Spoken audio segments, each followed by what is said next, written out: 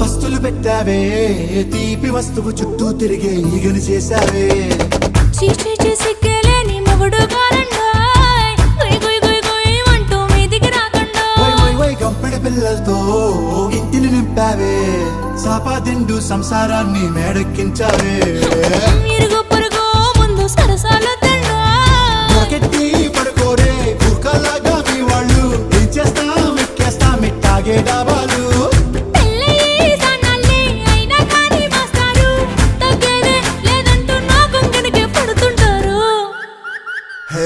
గోదారి గట్టు మీద రామసలకావే